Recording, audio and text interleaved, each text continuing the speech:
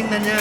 Ang galing na ni Phoebe. So direct kung si Jean-Lloyd hindi nanalo sa Honor Thy Father, sa tingin mo isa sa mga actor na ito magiging best?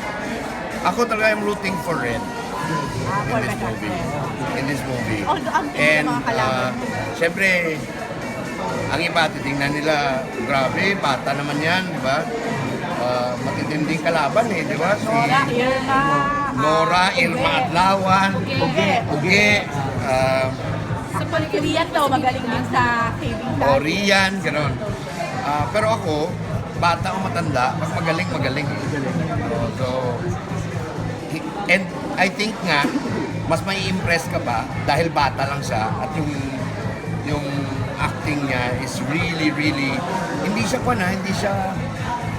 predictable na performance ha. Sobrang ganda. Hindi mo siya nakatakot dito bilang siyempre Takot nga ako lagi ko nga kinakausap sa set kasi Mamaya, siyempre yung mga ginagawa niya. So may posibilidad pa direct na matalo ang isang Nora? ng isang Red Bustamante.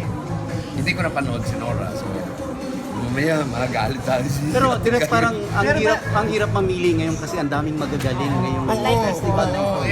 And magaganda yung roles na yung alam mo yung meaty talaga yung mga roles. So at least makikita mo talaga yung progression ng artista sa karakter nila.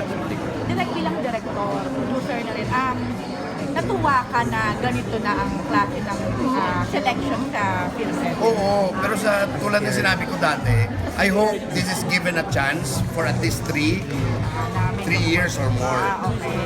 Kasi feeling ko, ayoko naman na maging reactionary lahat na, siyempre first time, di ba? Pag first time ka magpaliga, wala namang manonood ka agad eh.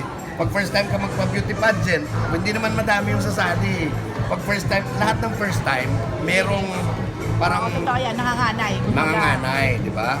There will be adjustments in the second year, third year, pero sana may commitment lang yung MMDA, yung MMFF mismo na committee to stick with the new face of MMFF. Kasi maganda siya eh. Direct aware.